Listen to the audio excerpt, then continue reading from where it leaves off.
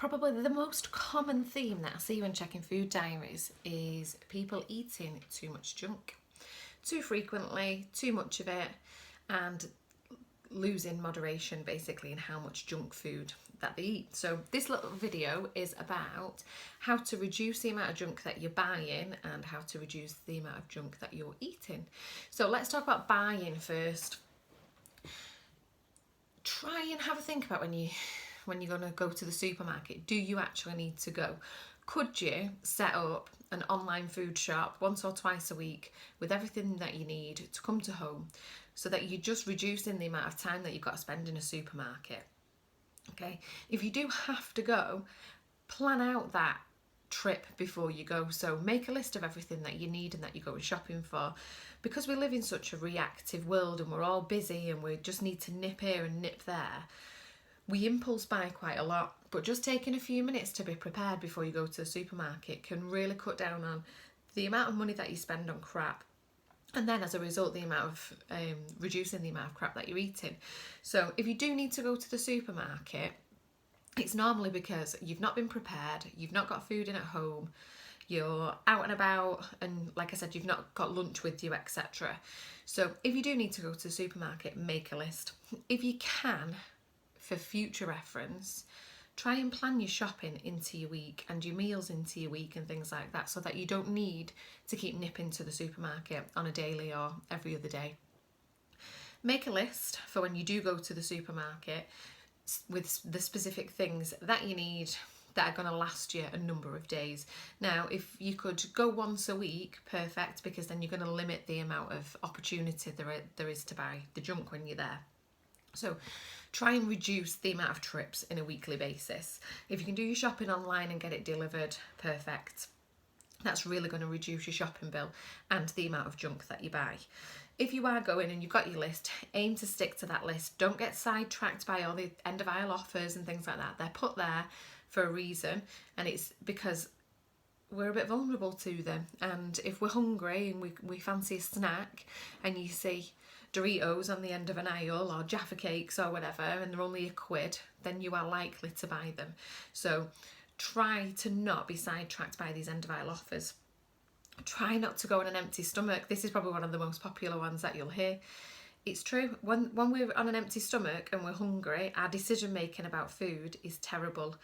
Our animal side of our brain knows how to track down calories, and unfortunately that is in junk food. And when you're already at the stage of hunger, you've almost lost the logical battle of choosing healthy food over junk food. So don't go on an empty stomach. Make sure you've had something to eat before you go. We'll all have a route that we take around the supermarket, depending on which one you shop at. You'll have a route that you tend to walk round each time, and that's become habit over the years. And you walk round pretty much the same pattern each time. Might have changed a little bit because of the arrows and social distancing and stuff, but have a think about the aisles that you want to avoid and the aisles that you definitely do need to go down, and create a route for yourself around the supermarket. Now, it's going to be difficult at first to not just go to your default habit pattern and go down your default route, but if you practice your new route a number of times, that's going to become your new habit and your new route around the supermarket. And you can absolutely set up a route that doesn't involve going down the cake aisle, doesn't involve going down the chocolate aisle and the crisp aisle, etc. If you're buying this stuff in for the kids and then you're eating it, ask yourself, are you really buying it in for the kids, or is that just an excuse? And if you're buying it in for your kids, what healthier choices could you be buying in for the kids as well? So a lot of parents that I speak to are like, oh, well, they're only kids. They should have a bit of chocolate and they should have this and they should have that. And yes, everything in moderation, but far too many snack cupboards are full of crisps, chocolates, biscuits. So have a think about how you can actually make healthier swap outs for your kids as well. So things like yogurts, cheese strings, fruit, nuts, things like that. Stock up on plenty of those instead of the crisps, chocolates and the junk type foods, and then you're going to be less likely to buy it in, even if it is for the kids, and definitely less likely to eat it. So they're my tips for going to the supermarket. If you've already bought the junk in and it's in the house, my advice would be to pop it out of sight. So if you're buying stuff in for your partner or you're buying stuff in for your kids that you kind of want to avoid, have a separate snack location for yourself so you're not going in the same cupboard for snacks where all the junk is stored. So I've got a few parents that do this. They have biscuits and things like that in the kids' snack cupboard, and then they've set up a new cupboard for or fridge drawer or whatever it is for their snacks. And it means that when you've got a moment of weakness and you're reaching for a snack, you're not then going to be faced with all your favourite junk foods and have that dilemma of should I have one of them or should I have something healthy. You just go to your designated snack place and that's where you get your snacks from, and hopefully they're all healthy. Key thing with not eating junk is being prepared, so planning your meals out in advance. Again, like I said earlier, we live in such a reactive world that we wait until we get hungry and then we're like, right, what do I fancy? Actually, if we planned our meals and our snacks in advance and you had some of your favourite healthy foods in there, you wouldn't have to make that on-the-spot decision when you were hungry. And it's when we're left to make that on-the-spot decision when we're hungry where our decision making just goes completely out of the window. So we've got to avoid that hunger creeping in by planning your meals out in advance, having your meals and your snacks prepared, having plenty of healthy snacks with you, and then when you're hungry you can reach for the stuff that you've got with you without having to think, have I got time to nip to the shop, should I pop into the petrol station on my way to work, should I nip to the vending machine, etc. And you're going to really reduce the amount of crap that you're eating on a daily basis. If you're planning out your meals, a lot of people are really good at meal prep and they'll plan what they're having for breakfast, plan what they're having for lunch, plan what they're having for tea, but they don't plan the snacks out. And it's actually snack time that railroads us quite a lot. And it's things like packets of crisps, bars of chocolate, energy drinks, just anything to kind of give you a bit of a sugar hit partway through the day. Stock up on loads of healthy snacks. So like I said, similar to the kids, yogurts, nuts and seeds, cheeses, so like Baby Bells or cheese strings, hummus with either veggie bits to dip in, or I like hummus with wholemeal pita. You can literally grab one from the fridge section at Tesco or wherever and grab a packet of wholemeal pitas, and if you're hungry then you can snack on that sort of stuff. Tubs of cottage cheese, even things like packs of ham. Like, a snack doesn't have to look nicely packaged in like a colourful bar or packet. It can just literally be a pack of ham and a bit of cottage cheese, or like I said, hummus and pita, something like that. Stock up on loads of healthy snacks. One of the things I grab at the minute is those, I think they're called shots, and they're like a long thin packet of fruits and nuts. I can't have the nuts one because I've got a nut allergy, but they do one that's got like a yogurt coated biscuit with nuts in, and they're really handy to just have a hit of those, full of protein, carbs and good fats, and they're going to keep you sustained without you wanting to go to the vending machine and stuff. So just set some time aside to have a think about some healthy snacks that you do enjoy eating, and make sure that you're buying them in and that you're preparing them. Fill your handbag with them. Stick some in the fridge at work if you've got a fridge at work. Fill your snack cupboard with them at home, and make sure you've got plenty of them to hand. We tend to reach for takeaways, junk meals and junk foods when there's a lack of other stuff available to us, so make sure you're stocking up on that stuff. If you're planning out your meals and your snacks and you've got everything that you need, try and actually eat them.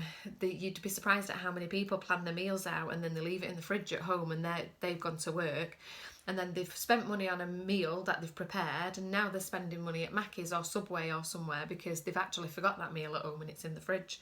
So set yourself some little reminders on your phone at first before you leave the house in the morning that says take meals, or invest in like a little meal prep bag or something to pop all your meals in. That'll be really, really helpful. Don't skip meals. If you're skipping meals, whether that's breakfast, snack time, lunchtime, etc., you're going to let your blood sugars drop.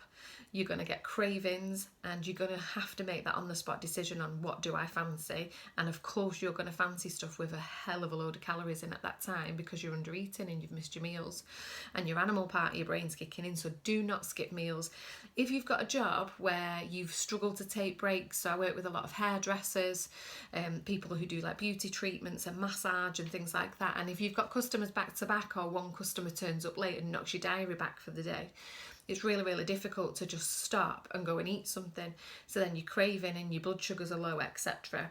I always say try and have a few shakes or smoothies or something like that just in the fridge at work, and you can sip away while you're chopping someone's hair.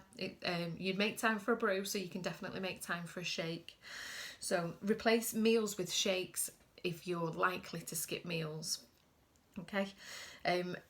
If you are craving, even if you've got all that healthy stuff with you, try and keep a track. Go back and watch my video on emotional eating, which was this week. If you go back and have a little listen to that, try and keep a track of when are you craving certain things, where are you, who are you with, etc. Because there might be some emotional triggers that are wanting you to eat certain things at certain times, or there might be triggers of hunger and blood sugars, etc. But if you can start to build a pattern of when you're craving the junk stuff, you can then start to come up with strategies on how to reduce it.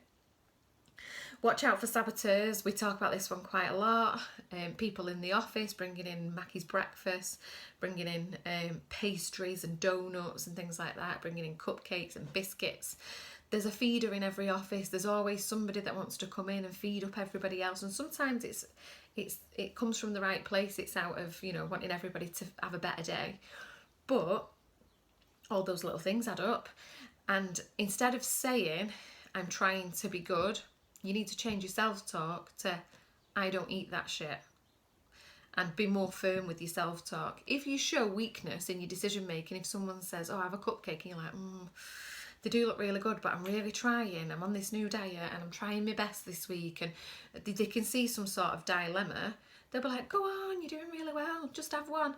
If you stay quite firm and quite assertive in your self-talk and just say, I don't eat that shit. I don't eat sugar. I don't eat cupcakes. Or I only eat that stuff on a Saturday, or whatever it is. But you've got to be firmer with those people around you and firmer with your self-talk. A lot of people feel obliged to have something that somebody else has bought for them, even when you've told them that you don't want it. So I know examples of where people have been offered a Mackie's breakfast at work and they've said, no, I don't eat that shit, I don't want it, please don't buy me anything. And then the people bring them something back anyway and say, I know you said you didn't want anything, but I didn't want you to be left out, so I've just bought you this. Then you feel obliged to eat it because someone else has bought it. Don't feel obliged. Say, thanks for buying it for me. Would anyone else like it? Because I don't eat that shit.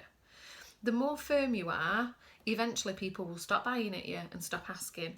The more you waver and show weakness in your decision making, they'll buy you one just in case, or they'll offer you one just in case. So you need to set your boundaries with those people that are sabotaging you. Okay. Eat plenty of proteins and fats. We tend to crave junk food if we've got a high carbohydrate diet. So basically you're spiking your blood sugars every time you eat something that's high carbohydrate. So say you have cereal for breakfast, it's high in carbs.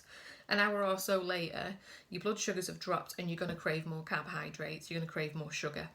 If you have something a bit healthier for breakfast, so eggs on toast or something like that, where there's proteins, carbs and fats, you're not going to get the same spikes and the same drops. So it's going to keep you fuller for longer, and you're not going to feel as ravenous when the hunger does kick in, and you're not going to crave sugar as much. So try and make sure that plenty of your meals and snacks have good healthy fats and good healthy proteins in them, and you're going to be less likely to crave that junky stuff. I think that's pretty much it in a nutshell. I'm not saying you don't ever have junk, don't ever have treats, but try and plan them in. You won't feel guilty if you're planning to have a bottle of Prosecco on a Saturday night. You will feel guilty if you're having a glass of wine every night, to chase down a bag of Maltesers and a bag of Doritos. Whereas if you're good all week, and then on a Saturday night when you're with your hubby or you're with your family, etc., and you decide, I'm going to have a bottle of wine on Saturday night, it's my favourite and it's what I want, When you're having things in moderation, there's no guilt attached. When you're having things out of moderation, that's when you find yourself beating yourself up and saying, oh, I shouldn't have had that, and why did I do that, and I've ruined it again. If you notice that negative self-talk coming in, it's normally telling you something, and it's telling you that you're losing the moderation on your diet. So have treats, but plan them in. And if they're not planned in, say no. Give it a go. It's not going to be easy. You're not going to get it perfect. It's trial and error. It's a constant daily battle. But if you want to take charge of your health and your fitness, you've got to get this junk food under control. It's absolutely stitching us all up. It's causing major health problems. The pharmaceutical industries are booming because they're treating everybody with medication. And it's placed under our noses. You've got to take control back, say no to it, stock up on loads of healthy stuff, be prepared. You can do it. Give it a go. Let me know how it goes.